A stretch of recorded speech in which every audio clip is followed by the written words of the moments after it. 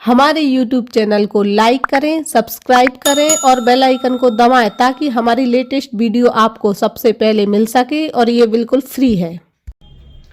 Hello दोस्तों, इस video में हम आपको बताएंगे कि किसी से भी आप चेक लें, चेक लेते समय ये गलतियां कभी मत करिएगा, वरना आपको बाद में पछताना पड़ेगा। तो इस वीडियो को ध्यान से देखिएगा और हम जो निर्देश दे रहे हैं, आप जो सलाह दे रहे हैं आपको, उसका ध्यान रखेंगे तो आपको कभी भी पछताना नहीं पड़ेगा। हेलो दोस्तों, मेरा नाम है एडवोकेट राजेश लोधी। आप देख रहे हैं हमारा यूट्यूब चैनल। आप सभी का बहुत बहुत स्वागत है हमारे यूट्यूब चैनल पर। तो दोस्तों, पहला पॉइंट है, कभी भी चेक को किसी से खाली ना लें। जब भी आप किसी से चेक लेते हैं तो उसको कभी भी खाली ना लें। दोस्तों, हम जब भी कोर्ट में जाते हैं, कोर्ट में अक्सर हम देखते हैं केस जब हम लड़ते हैं चेक बाउंस के, तो सबसे पहली चीज़ सामने ये आती है कि क्लाइंट जो हमारे पक्षकार होते हैं, उन्होंने किसी व्यक्ति से साइन करवा के और ब्लैंक चेक ले लिया है। अब ऐसी कंडीशन में क्या होता है, सामने वाले व्यक्ति ने आपको ब्लैंक चेक दे दिया है और उसके साइन है उस पर, और उसको आपने अपनी राइटिंग में भर लिया है। तो दोस्तों, कभी भी ऐसा नहीं करना है। आपको कभी भी चेक को खाली नहीं लेना है। दोस्तों, दूसरी बात हमेशा आपको ध्यान रखनी है कि जब भी आप किसी से चेक लेते हैं तो चेक के पीछे चेक लेने का उद्देश्य जरूर लिखें। तो दोस्तों, क्या होता है कि चेक हम जब लेते हैं किसी व्यक्ति से, तो उससे कई कारण हो सकते हैं। जैसे कि हमने कोई सामान उसको उधार दिया है, जैसे हमारी शॉप है तो हमने भी उसको कोई सामान दिया, उसके बदले में उसने हमें चेक दिया है। या फिर कोई एग्रीमेंट, जैसे कोई लोन वगैरह लिया है, या कोई और अन्य कारण भी हो सकता है, उधार पैसा लिया है तो, या फिर कोई सामान के बदले में उसने हमें चेक दिया है, या बहुत सारे कारण हो सकते हैं चेक लेने के। लेकिन आपको दोस्तों चेक के पीछे उद्देश्य जरूर लिखवाएं। उस चेक के पीछे ये जरूर लिखवाएं कि आपने चेक किस उद्देश्य से लिया है। तो उससे आपको आगे जब आप कोर्ट में चेक बाउंस का केस लड़ेंगे तो आपको बहुत बेनिफिट मिलने वाला है। दोस्तों, तीसरी बात, हम सबसे जरूरी इम्पोर्टेंट बात यह है कि चेक को कभी भी अपनी राइटिंग में मत भरिएगा। दोस्तों, अगर आप चेक को अपनी राइटिंग में भरते हैं तो आपको कोर्ट में आगे चल के बहुत प्रॉब्लम आने वाली है। इसलिए हमेशा ध्यान रखिएगा, चेक को अपनी राइटिंग में मत भरिएगा। अगर कभी ऐसी कंडीशन बनती है कि आपने किसी व्यक्ति से चेक पे साइन करवा लिए हैं और साइन करवाने के बाद में वो चेक उसने ब्लैंक दे दिया है, तो फिर भी ऐसी कंडीशन में आप खुद मत उस पर साइन, नाम वगैरह कुछ मत भरिएगा। किसी अन्य व्यक्ति से आप उसको भरवा लीजिएगा।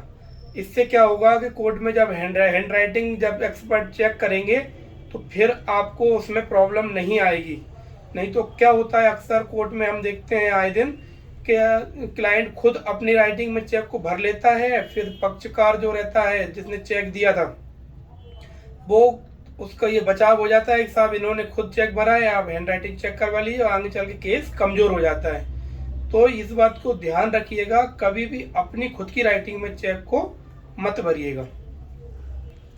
दोस्तों, एक और इम्पोर्टेंट बात हम बताते हैं कि जब भी आप किसी से चेक लेते हैं तो हमेशा एग्रीमेंट करिए उसके साथ में। चेक का विवरण एग्रीमेंट पे जरूर करिए। उस पे एग्रीमेंट पे check number, check detail, check amount और किस काम के लिए चेक लिया गया है, वो सारी चीज़ें आप उसमें नोट करवाइए और रजिस्टर्ड करवाइए उसको, एग्रीमेंट को। तो आगे चल के आपको कोर्ट में बहुत ज़्यादा बेनिफिट इस चीज़ का मिलने वाला है। तो इस बात को हमेशा ध्यान रखिए कि कभी भी आप किसी को चेक लेते हैं, किसी व्यक्ति को आप कोई लेन देन करते हैं, कोई पैसा देते हैं, तो हमेशा एग्रीमेंट जरूर करिए दोस्तों।